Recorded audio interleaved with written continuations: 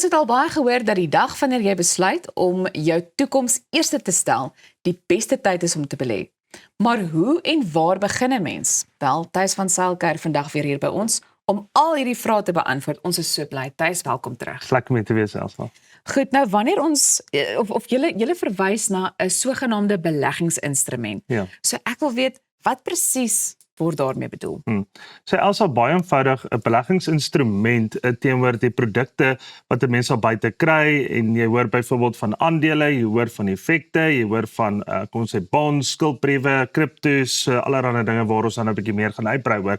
Ja. Maar die beleggingsinstrument is fisies wat jy gebruik om basies al daai tipe van instrumente bymekaar te kan bring en dan te sê, okay, maar hierdie is die instrumente wat ek gaan gebruik en hierdie is die beleggingsproduk wat ek basies gaan gebruik, wat dan in die vorm kan wees dan van, kom ons sê argumentshalwe anniteit, of dan 'n unit trust tipe van polis, of kom ons sê dan maar byvoorbeeld 'n lewende anniteit, of wat dit ook al mag wees, soos wat ingerap word, en daarin plaas ook dan 'n belastingheffings vind dan daar plaas, kostes word daarvan afgetrek ensovoorts. En dis eintlik maar waarop jy op die einde van die dag met jou produk sit.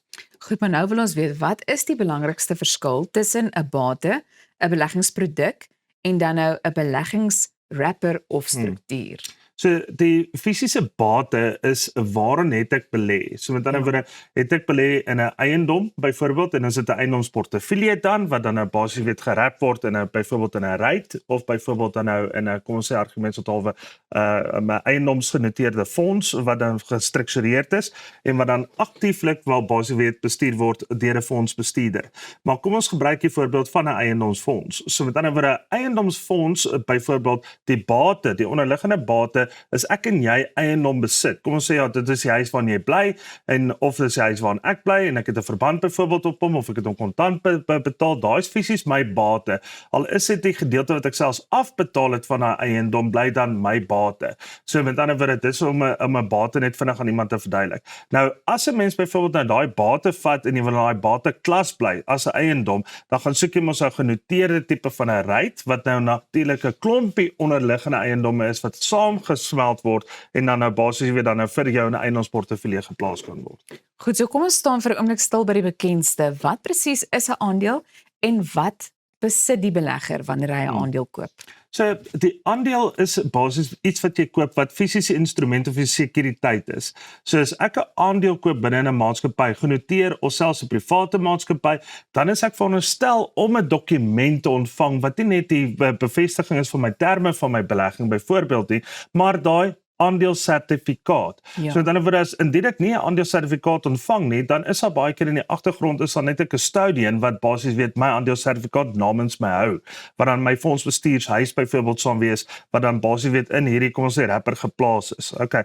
Maar as ek byvoorbeeld nie 'n custodian het nie, dan moet ek nog steeds dan daai aandelesertifikaat behou, want dit is fisies iets wat ek koop. So as ek in 'n winkel ingaan en ek gaan koop 'n pakkie chips, dan ontvang ek die pakkie chips en ek gaan geniet die pakkie chips. Okay, dit is met dit. Okay.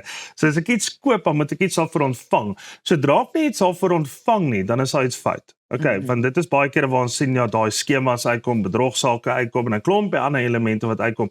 Want die eerste vraag is baie kere wat ek vir my kliënte sal vra is, maar wat het jy ontvang, jy weet, vir hierdie belegging? En dan baie kere dan kry jy daai skrikwekkende antwoord wat sê ja, ek het nog niks ontvang nie. Jy sien, so die vraag is, wat regeer is daai pakkie skryfies? Dis die waarheid. Maar hoe verskil voorkeur aandele van gewone aandele? Ja, so dis 'n baie interessante manier van basies van private likwiditeit uiteensetting, en baie kere kry jy ook genoteerde, kom ons sê voorkeur aandele.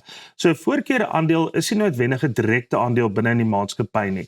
So ons noem daai gewoonlik 'n klas A of 'n B of 'n C, dit hang nou maar af, jy kan nou maar baie innoverend raak met dit, maar die kort en die lank is basies uit ander regte as 'n gewone aandeel. So die woord is dan voorkeur. So baie keer het dit hang af hoe daai aandeel uiteengesit is.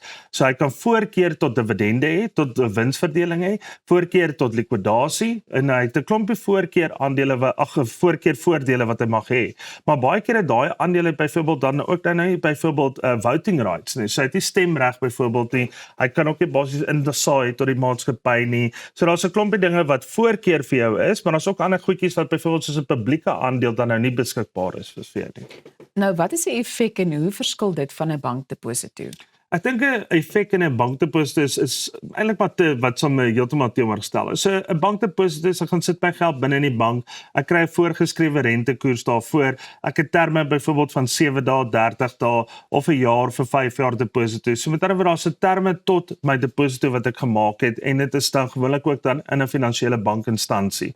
Maar as ek gaan kyk dan die effek is basies jy weet ek gaan koop fisies, ek sit 'n deposito in, maar ek sit die deposito in 'n maatskappy in by wie ek daai effek wil hê. En dan daai effek is dan nou either kom ons sê 'n gewone aandeel of dan 'n voorkeur aandeel of 'n debenture of 'n skuldbrief of wat dit ook al mag wees, maar effek is basies weet 'n fisiese aandeel. So dit is nie enige een van kom ons sê 'n hybrid instrumente so skuldbriewe en daai tipe van goeders nie.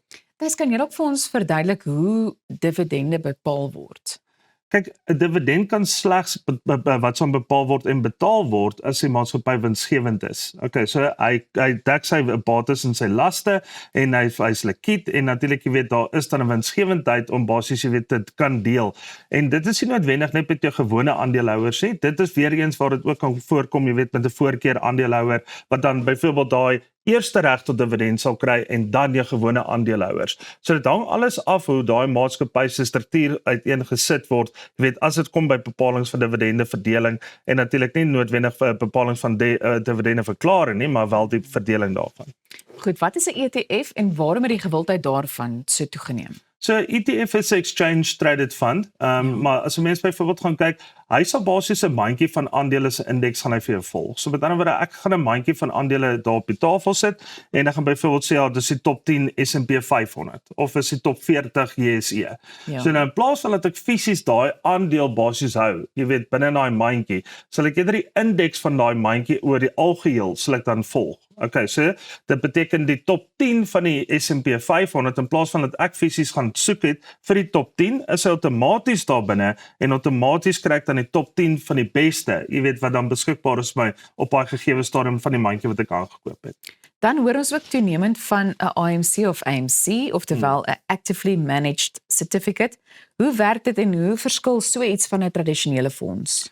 Ja, ek dink is hierdie raak nou baie innoverender, jy weet, maar dit is tog 'n instrument wat al geruime tyd daarso is. Ja. So in plaas van dat 'n maatskappy sy bates en sy aandele byvoorbeeld beskikbaar sal stel, jy weet om verkoop te kan word, sal 'n AMC Actively Traded wat some certificate sal dan basies weer daai bate vat en hy sal dit hou as 'n skuld. Okay, so dan word hy sal dan daarop sluit basies dan kapitaal dan addisioneel gaan kom ons sê net maar reis om dit 'n baie beter woord te gebruik en daardeur jy weet die belegger kan dan ook hê akses dan daai tipe van kom ons sê net maar instrumente wat baie keer baie voordeliger is soos byvoorbeeld 'n voorkeur aandeel. Want daar is 'n klein bietjie meer sekuriteit en die meeste van die tyd is hierdie tipe van instrumente ook genoteer. So hy's ook publiek vir jou beskikbaar. Ons het 'n paar sekondes oor, maar met soveel verskillende opsies beskikbaar, wat is die belangrikste vraag wat 'n belegger moet vra? Ek dink is maar net waaraan belê ek en verduidelik my en dis hoekom ek om nou maar vanoggend so vinnig, maar sal volgende week nog 'n bietjie hieroor praat om net 'n paar instrumente rond te gooi. Jy weet laat mense net verstaan, jy weet hoe werk dit? Hoe werk 'n onderliggende bate, hoe werk 'n instrument en natuurlik 'n wrapper en 'n bankdeposito en 'n klompie ander elemente wat beskikbaar is. So jy gaan definitief dan weer moet kom kuier want ons het baie vrae. Thys, baie dankie. Bly gerus net waar jy is. Ons is net hierna terug met 'n bietjie musiek. Jy kyk na Goeiemôre Good Morning, maak ook seker jy gaan volg ons op al ons sosiale media platforms.